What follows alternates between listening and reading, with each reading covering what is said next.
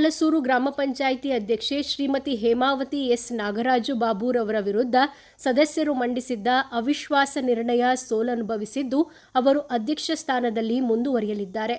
26 ಸದಸ್ಯ ಬಲ ಹೊಂದಿರೋ ಗ್ರಾಮ ಪಂಚಾಯಿತಿಯಲ್ಲಿ 21 ಸದಸ್ಯರು ಅಧ್ಯಕ್ಷೆಯ ವಿರುದ್ಧ ಅವಿಶ್ವಾಸ ನಿರ್ಣಯ ಮಂಡಿಸುವಂತೆ ಸಹಿ ಹಾಕಿದ ಮನವಿಯನ್ನ ಜೂನ್ 4ರಂದು ಬೆಂಗಳೂರು ಉತ್ತರ ವಿಭಾಗಾಧಿಕಾರಿಗಳಿಗೆ ಸಲ್ಲಿಸಿ ಸಭೆ ಕರೆಯುವಂತೆ ಕೋರಿದ್ದರು.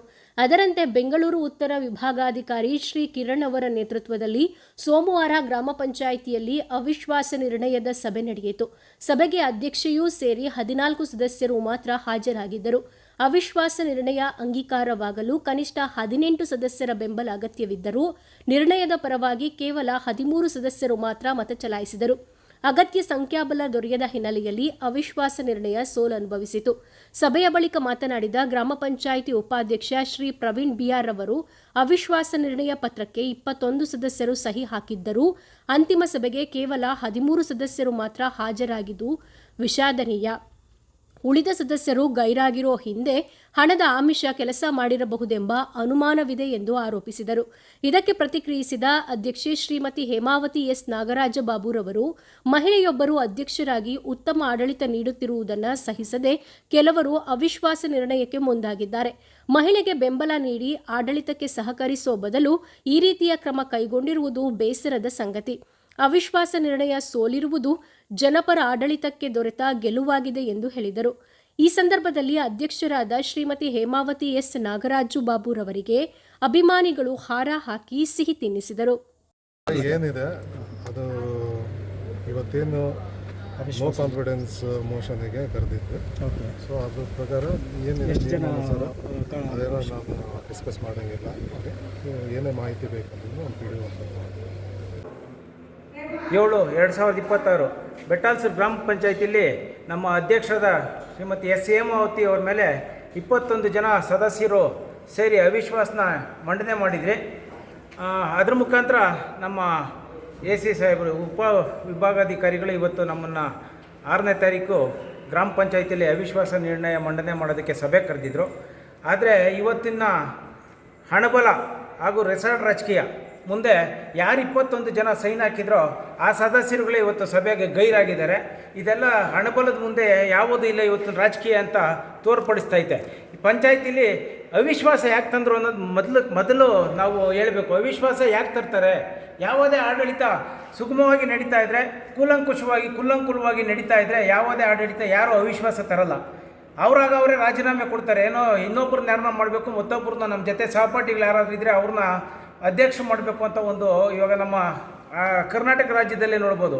ಇವತ್ತು ಸಿದ್ದರಾಮಯ್ಯನವ್ರ ಮುಂದೆ ಯಾವುದೇ ಒಂದು ಇದು ಏನೋ ದುರಾಡಳಿತ ಇದಿರಲಿಲ್ಲ. ಆದ್ರೂ ಅವರು ಕೊಟ್ಟ ಮಾತು ಪ್ರಕಾರ ಹೈಕಮಾಂಡ್ಗೆ DK ಶಿವಕುಮಾರ್ ಅವ್ರನ್ನ ಮುಖ್ಯಮಂತ್ರಿ ಸ್ಥಾನನೇ ಬಿಟ್ಕೊಟ್ರು. ಅವ್ರನ್ನಾಗ ಅವರೇ ಯಾರೂ ತಳ್ಳಿಲ್ಲ, ಯಾರೂ ಬಿಟ್ಟಿಲ್ಲ. ಆದ್ರೂ ಮುಖ್ಯಮಂತ್ರಿ ಸಿದ್ದರಾಮಯ್ಯನವರು DK ಶಿವಕುಮಾರ್ಗೆ ಮುಖ್ಯಮಂತ್ರಿ ಸ್ಥಾನನೇ ಬಿಟ್ಕೊಟ್ರು. ಇವತ್ತು ಅವಿಶ್ವಾಸ ಮಂಡನೆ ಮಾಡಬೇಕು ಅಂತಂದ್ಬಿಟ್ಟು 25 ಜನದ ಸೈನ್ ಆಗಿದೆ ಅಂತ ನಮ್ಮ ವಿರೋಧ ಪಕ್ಷದವರು ತೊಗೊಂಡೋಗಿ AC ಅವ್ರಿಗೆ ಕಂಪ್ಲೇಂಟ್ ಕೊಟ್ಟಿದ್ದರು. ಸೊ ನನ್ನ ಪರವಾಗಿ ನನ್ನ ಜನ ಇದ್ದಾರೆ ಅಂತ ತೋರಿಸೋದಕ್ಕೆ ಇವತ್ತು ಅವ್ರಿಗೆಲ್ಲರಿಗೂ ನಾನು ಕೃತಜ್ಞತೆ ಹೇಳಕ್ಕೆ ಬಯಸ್ತೀನಿ. ಅವರು ಒಂದು ಬೈಕ್ಗೆ ಇದಾಗಿ ಮತ್ತು ಅಧಿಕಾರದ ಇದರಿಂದ ಅವ್ರ ಹತ್ರ ಸಿಗ್ನೇಚರ್ ತೊಗೊಂಡ್ರು ಅಷ್ಟೇ ಹೊರತು ಇನ್ನೇನು ನನ್ನ ಕಾರ್ಯ ಇದರಲ್ಲಿ ಯಾವುದೇ ರೀತಿಯಾದ ಲೋಪ ಅಂತೂ ಇರಲಿಲ್ಲ. ಮತ್ತು ನಾನು 25 ಜನಕ್ಕೂ ಅಧ್ಯಕ್ಷರಾಗಿ ಸಮವಾಗಿ ಅವ್ರನ್ನ ನೋಡ್ಕೊಂಡಿದ್ದೀನಿ ಅನ್ನೋದು ನಮ್ಮ ವಿರೋಧ ಪಕ್ಷದವ್ರಿಗೂ ಚೆನ್ನಾಗಿ ಗೊತ್ತು. ಇಲ್ದಿದ್ರೆ 2 ವರ್ಷದ ಆಡಳಿತ ನಾನು ನಡೆಸಿ ಕಂಪ್ಲೀಟ್ ಮಾಡೋಕ್ಕಾಗ್ತಿರ್ಲಿಲ್ಲ. ಈ ಜುಲೈಗೆ 2 ವರ್ಷ ಆಗುತ್ತೆ. ಸೊ ಇದನ್ನು ಅವರು ಯಾವಾಗಲೂ ಮುಂಚೆನೇ ಮಾಡ್ಬೋದಾಗಿತ್ತು.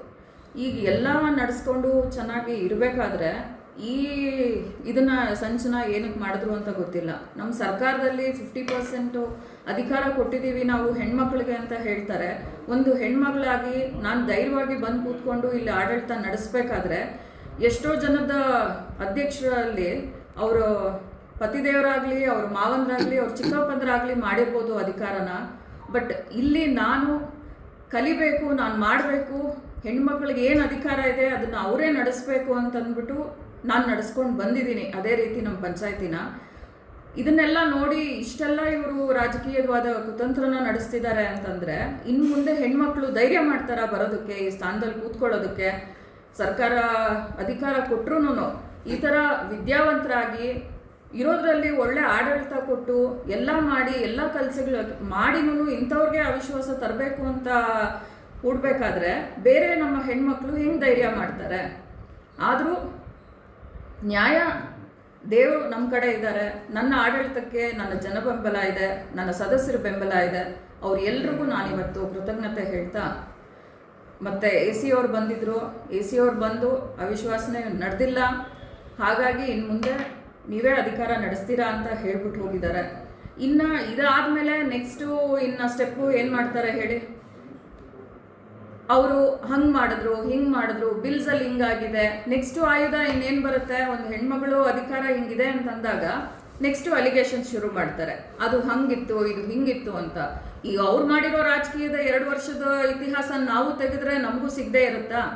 ನಾನು ಒಂದು 2-3 ವಿಷಯದಲ್ಲಿ ಅವ್ರು ಮಾಡಿರೋಂಥ ಇದನ್ನು ನ್ಯಾಯ ಕೇಳಕ್ಕೆ ಹೋಗಿದ್ದಕ್ಕೆ ಇವೆಲ್ಲನೂ ಆಚೆಗೆ ಬಂದಿದ್ದು. ಸೊ ಆಯಿತು, ಮುಂದಿನ ದಿನಗಳಲ್ಲಿ ಊರು ಅಭಿವೃದ್ಧಿ ಮಾಡಬೇಕು ಅನ್ನೋದು ನನ್ನ ಒಂದು ಉದ್ದೇಶ. ನಾನಿಲ್ಲಿ ಬಂದಿರೋದಕ್ಕೆ, ನಾನು ಅದಕ್ಕೆ ನನ್ನ ಸ್ಥಾನಕ್ಕೆ ನಾನು ಸಾರ್ಥಕತೆ ಕೊಡಬೇಕು. ಹಾಗಾಗಿ ಥ್ಯಾಂಕ್ ಯು.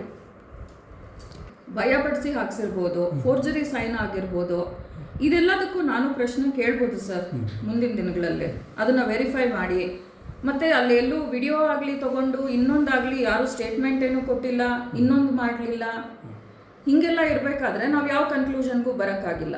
ಹಂಗಿದ್ದಿದ್ರೆ ಇವತ್ತು ಅವರೆಲ್ಲರೂ ಬರ್ತಿದ್ರಲ್ವಾ, ನಮ್ಗೆ ಅಧ್ಯಕ್ಷರು ನಿಲ್ಲಿಸ್ಬೇಕು, ನಾವು ಅವ್ರ ಪರವಾಗಿ ಇಲ್ಲ ಅಂತ ಅಂದಿದ್ದಿದ್ರೆ ಯಾವತ್ತೂ ಅಷ್ಟೇ ದುಡ್ಡು ಬಂದೇ ಕೆಲಸ ಮಾಡಲ್ಲ ಸರ್. ಮನಸ್ಸಾಕ್ಷಿ ಅನ್ನೋದು ಒಂದಿರುತ್ತೆ, ನಾನೇನು ಮಾಡಿದ್ದೀನಿ, ನಮ್ಮ ಅಧ್ಯಕ್ಷರು ಏನು ಕೆಲಸ ಮಾಡಿದ್ದಾರೆ, ನಮ್ಮ ಜೊತೆಗೆ ಹೆಂಗಿದ್ದಾರೆ ಅಂದ್ಬಿಟ್ಟು ಅದು ಪ್ರೂವ್ ಆಗುತ್ತೆ. ಅವ್ರಿಗೆ ಮನಸ್ಸಾಕ್ಷಿ ಅವ್ರಿಗೆ ಹೇಳ್ದಂಗೆ ಅವ್ರು ಕೇಳಬೇಕಾದ್ರೆ, ಈಗ ನಮ್ಮ ಎಲೆಕ್ಷನ್ಸಲ್ಲೂ ಅಷ್ಟೇನೆ ಎಷ್ಟೋ ದುಡ್ಡಿಂದು ಕೊಡ್ತಾರೆ ಮಾಡ್ತಾರೆ, ಆದರೂ ಜನ ಅವ್ರು ಏನು ಮಾಡಬೇಕು, ಯಾರನ್ನ ನಾಯಕರಾಗಿ ಆಯ್ಕೆ ಮಾಡ್ಕೋಬೇಕು ಅನ್ನೋದು ಅವ್ರದ್ದು ಫೈನಲ್ ಡೆಸಿಷನ್ ಆಗುತ್ತೆ. ಅಲ್ಲಿ ಯಾರಿಗೂ ಪ್ರೆಷರ್ ಇರಲ್ವಲ್ಲ ಸರ್.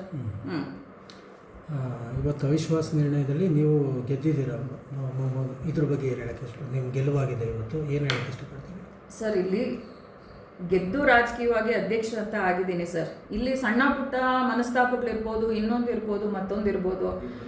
ಈಗ ಮಗು ದಾರಿ ತಪ್ಪಿ ಇನ್ನೊಂದು ಕಡೆ ಹೋಗಿದೆ ಅಂದಿದ ತಕ್ಷಣನೇ ತಾಯಿಯಾದವಳು ಅದನ್ನು ಬಿಟ್ಬಿಡಲ್ಲ. ಮತ್ತೆ ಬುದ್ಧಿ ಕಲಿತು ಮತ್ತೆ ವಾಪಸ್ ಮನೆಗೆ ಬಂದರೆ ಬಾ ಮಗು ಅಂತ ಹೇಳಿ ಒಳಗೆ ಕರ್ಕೋತೀವಿ. ಇದು ಅಷ್ಟೇ ಒಂದು ಸಂಸಾರ ಇದ್ದಂಗೆ ನಮ್ಮ ಪಂಚಾಯತಿ ಕೂಡ. ಸೊ ಹಾಗಾಗಿ ಮುಂದಿನ ದಿನಗಳಲ್ಲಿ ಇನ್ನೇನು ಅಭಿವೃದ್ಧಿ ಕಾರ್ಯಕ್ರಮ ಇದೆ, ಇನ್ನೇನು ನಡೆಸ್ಕೊಂಡು ಹೋಗ್ಬೋದು ನನ್ನ ಅವಧಿನಲ್ಲಿ, ಅದನ್ನು ನಾನು ಮಾಡೋಕ್ಕೆ ಇಷ್ಟಪಡ್ತೀನಿ ಸರ್.